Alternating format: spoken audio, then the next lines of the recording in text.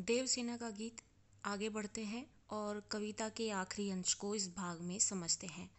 चढ़कर मेरे जीवन रथ पर, प्रलय चल रहा अपने पथ पर, मैंने निज दुर्बल पदबल पर उससे हारी होड़ लगाई। लौटा लो यह अपनी थाती, मेरी करुणा हाहा खाती। विश्व न संभलेगी ये मुझसे, इससे मन की लाज गंवाई। अब जो लिखित रूप में है उसका अर्थ समझ लेते हैं, उसके बाद जो इसमें छुपा अर्थ है, निहित अर्थ है, वो समझेंगे। चढ़कर मेरे जीवन रथ पर, रथ सभी जानते हैं किस तरीके से हमें आगे ले चलने के लिए होता है और उसको एक सारथी के जरिए उस रथ को आगे बढ़ाया जाता है और आप अपने जीवन में उसको आगे बढ़ना कहिए या फिर अपने पथ पर यानी रास्ते पर आगे बढ़ना कहिए। रथ का ये काम होता है। ऐसे ही जीवन होता है, वो रथ के समान आगे बढ़ता रहता है, चाहे उसमें कितनी भी परेशानियाँ आए, सुख हो, दुख हो, तकलीफ हो, वो रथ के समान निरंतर आगे बढ़ता रहता है। चढ़कर मेरे जीवन रथ पर, प्रलय चल रहा अपने पथ पर, और उसी मेरे जीवन रूपी रथ पर प्रलय यानी जीवन भर की जितनी भी परेशानियां हैं, पीड़ा है, वेदना है, वो प्रलय के रूप में मेरे साथ मेरे जीवन रथ पर अपने रास्ते चल रहा है।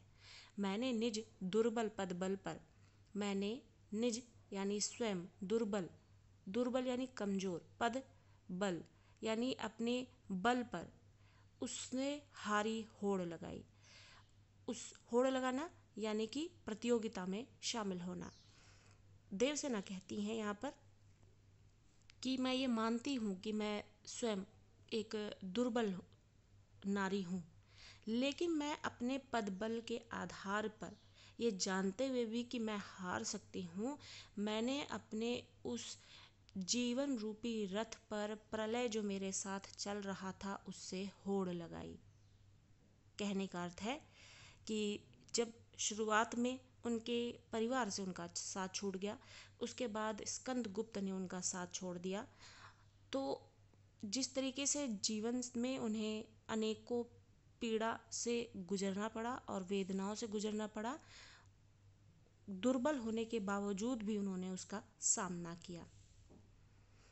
तो जिस तरीके से जीवन रथ पर प्रलय मेरे साथ चल रहा था, जीवन रथ पर यानी उनका जीवन जो है निरंतर आगे बढ़ रहा था, लेकिन परेशानियां, पीड़ा, वेदनाएं सब मेरे साथ साथ चल रही थी। अकेलापन, सूनापन, ये सब प्रलय के रूप में उनके जीवन में जीवन रथ के समान निरंतर आगे बढ़ रही थी। जीवन भी चलता जा रहा था, लेकिन प्रलय ने मेरा साथ नहीं छोड़ा। अकेलापन, सूनापन, वेदना, पीड़ा, परेशानियां, तो ये सारी चीज़ें उनके साथ अपने पथ पर उनके जीवन में उनके साथ साथ निरंतर आगे बढ़ रहा था, और मैं दुर्बल होने के बावजूद भी उससे होड़ लगाती रही। कैसी होड़ लगाती रही? इतनी परेशानियां होने के बावजूद भी वो अकेली उसको सहती रही, और किस तरीके से हिम्मत बांध के उन्होंने अपनी सारी इच्छाओं को त्याग कर अपने आप को देश के लिए समर्पित कर दिया। यही होड़ लगाना उनके जीवन में था। यानी उन्होंने किस तरीके से मजबूती से दुर्बल होते हुए भी उसका सामना किया, और अपनी दुर्बलता को पीछे रखकर अपने आप को कमज़ोर ना होने देने के लिए उन्होंने देश के लिए अपने आप को समर्पित करके अपने जीवन को निरंतर आगे बढ़ाया।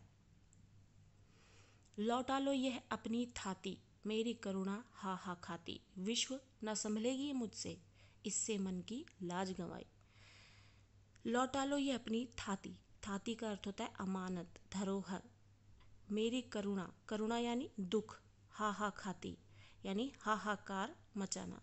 विश्व, हे विश्व, ना संभलेगी अब मुझसे, मैंने अपने मन की लाज गंवाई।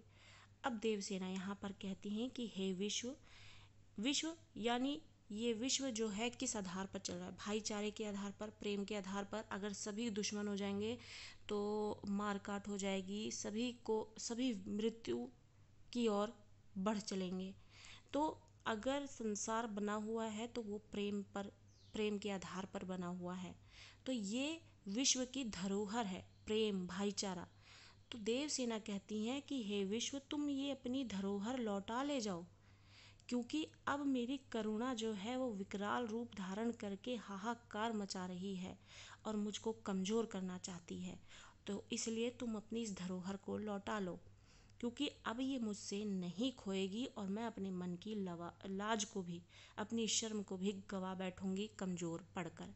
कहने का अर्थ ये है कि देवसेना के सामने अब स्कंदगुप्त द्वारा अपने प्रणय निवेदन को सामने लाना देवसेना को कमज़ोर बना रहा है।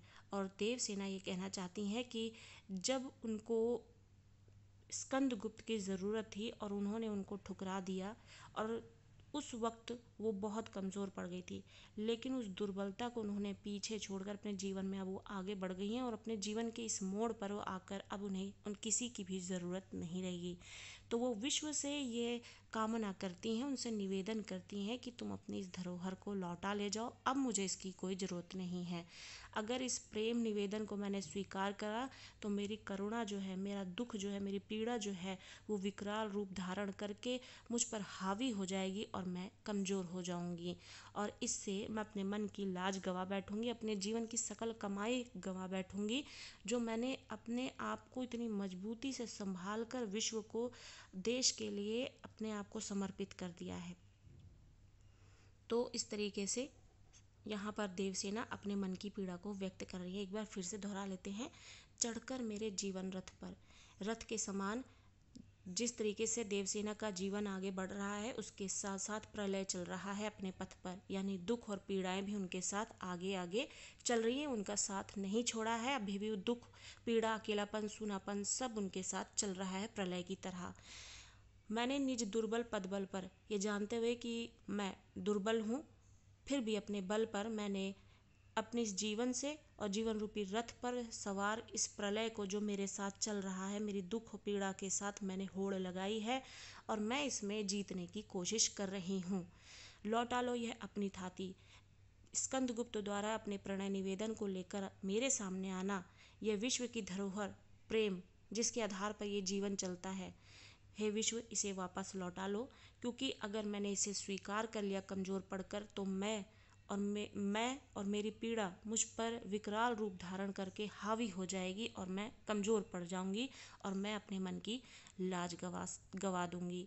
तो इस वजह से अब देवसेना जो है उनके प्रणय निवेदन को, स्कंदगुप्त के प्रणय निवेदन को अब स्वीकार नहीं कर सकती हैं और इस तरीके से अपनी पीड़ा को व्यक्त करते हुए और कारणों को बताते हुए अपनी पीड़ा को यहाँ पर व्यक्त कर रही हैं, अपनी वेदना को व्यक्त कर रही हैं।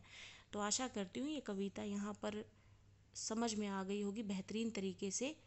कविता से संबंधित परेशानी या कैसे किसी भी तरह के प्रश्न होने पर आप हमें कमेंट कर सकते हैं।